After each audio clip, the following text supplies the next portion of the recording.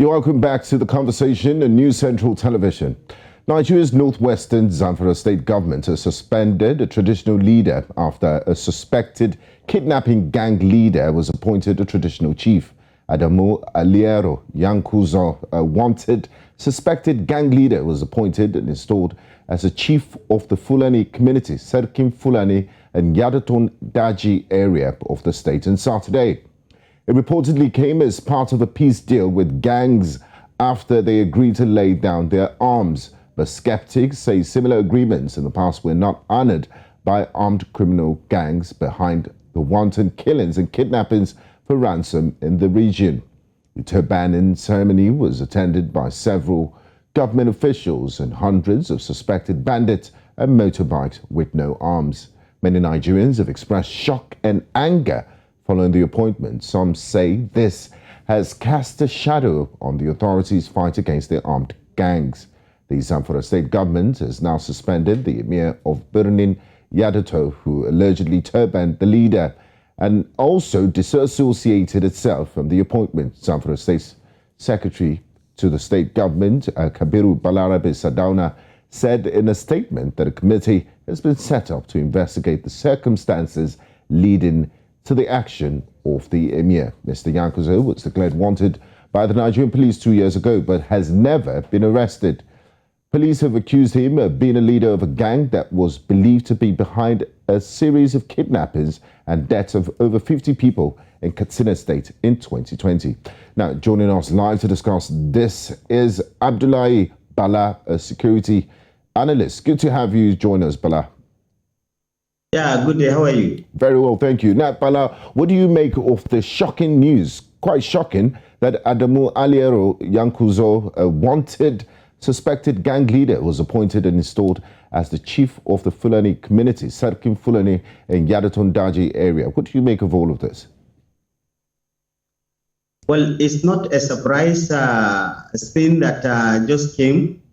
Whosoever is been following the political situation and other instances that is happening in Nigeria and Northwest in particular may also agree with me that this has come to kind of not as surprising to him, being that the community now are looking for each and every way and other avenue to be exhaustive by them that can give them rest and peace of mind. So perhaps this is not far-fetched from what the council of Yandoton did. They were looking at the possibility of living in harmony, living peacefully without any rancor and attacked by the bandits. So they must have gotten this information, and the only way out for them was for the Emir to turban the kingpin of the bandits that is controlling Zamfara axis, Zamfara Katsina axis. But at the same time, it's also showing that the incapacitation of the state government to address the issue of insecurity in the northwestern part. That was why the state government have now sent that memo distancing itself from what happened at the turbaning ceremony in the Zamfara Emirate. Again, this was also another part of the strategy adopted by the community to see to it the ending nature of the attacks by the bandits. So, if I get you right, it was a sort of self-preservation because the government had failed in its duty to secure the area. Now, Bala, the Zamfara state government has now suspended the Emir of Yandoton, who allegedly turbaned the leader. Is this enough punishment for transgression of this magnitude, or should the government, looking at the light and the reason why the Emir even went ahead to do this, should they find another way to just have a solution to this? What's your take?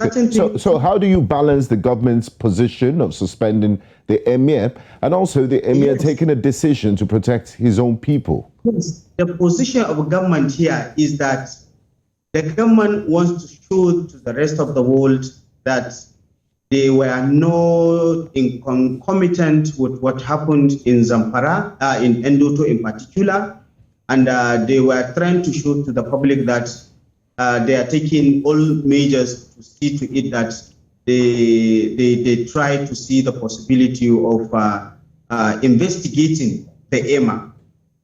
Secondly, on the part of the Emir, since the government failed to respond and provide to all these security, numerous calls by the public to address the issue of insecurity, so the only way he feels was to find a lasting solution locally by the Emirate, and that was what brought the issue of the turbaning of the Aleru.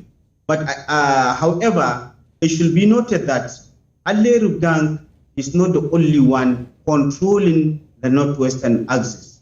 We have the Karami, we have the Aleru, we have the Dangote, we have the Baharin Daji voice, we have a lot more of them. More than 16 groups are the ones controlling the northwestern part. So if he is going, that is the implication. If he is going into placating and agreement, if he is going into agreement with Aleru, certainly other groups of bandits may likely to also come to attack the community. So I don't know what he is going to do with them. Is he going to turban all of them or what?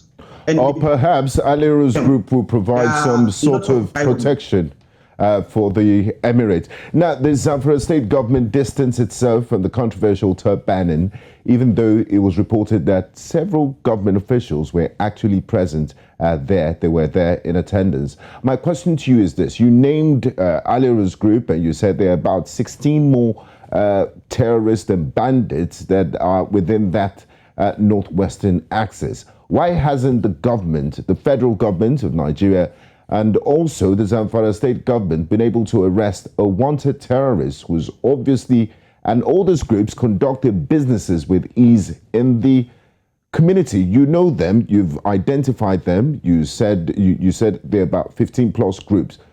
2 years after he was declared wanted, what exactly is stopping them from arresting these bandits? Believe me, these people are very strong. They are even stronger than the government themselves.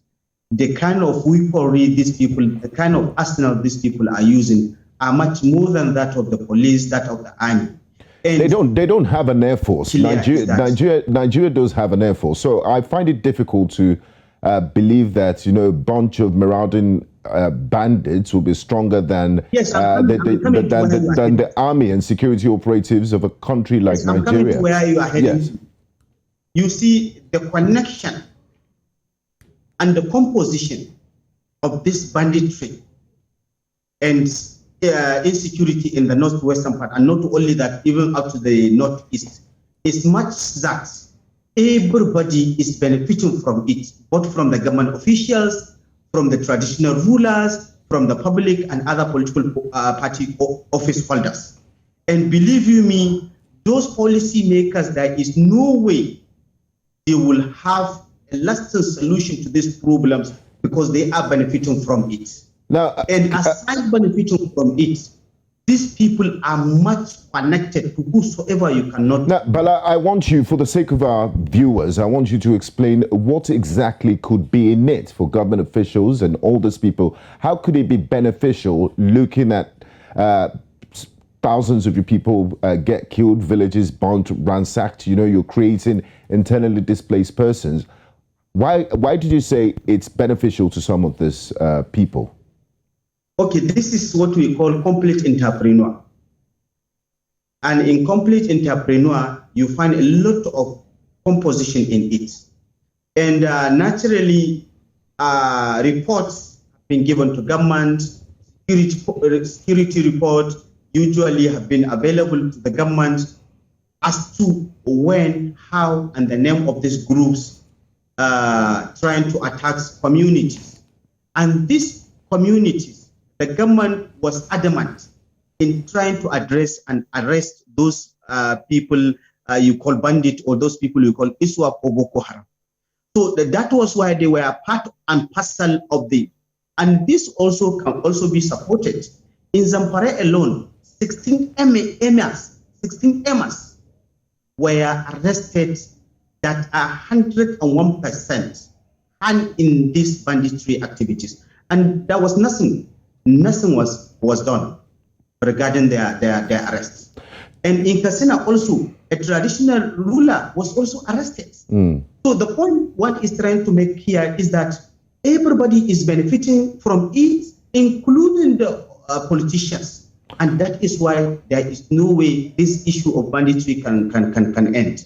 Now, Bala, just before we wrap things up on the program, earlier this year, the federal government officially declared bandits as terrorists in order to enable security agencies to take more stringent measures against them.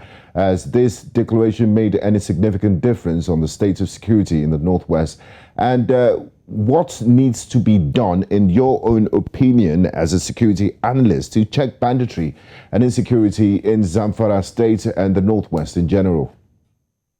Well, I think one major aspect that needs to be taken into consideration is the issue of surveillance, security gathering. Very important. Information gathering is very important. Two, we don't use local war tactics now in fighting against the insecurity. Rather, we use asymmetric warfare. It is a kind of system that globally is being adopted. You use technology. These people are not different from the normal people. They are no spirit. Yes. So if you can use technology, you can track their phones. They have been calling people for ransom. They have been saying, believe me, I've witnessed an instance here in Katsina where they have given 3 hours for the security agencies to come and meet them. But believe me, from the time they start their operation up to the time the operation ended, no security personnel came. These are very serious issues, Bala. I wish we could go on, but we're fast run out of time. I'd like to say a very big thank you to you, and we look forward to having you back soon so we could discuss these issues extensively. My guest has been Bala Abdullahi, security analyst. He joined in live from Katsina State in northern Nigeria. Thank you very much for being a part of the program. Okay, this is the conversation, and I'm afraid this is where we're going to have to draw the curtains on today's edition of the show. In the first half, we did look at Nelson Mandela Day celebrations that are celebrated all around the world, celebrating this icon of South Africa. And we just concluded our conversation on the controversial turbaning of a wanted terrorist in Zamfara State in northwest Nigeria. I'm Gbenga Aborowa. Thank you very much for being a part of the program. We'll see you on Wednesday. Bye-bye.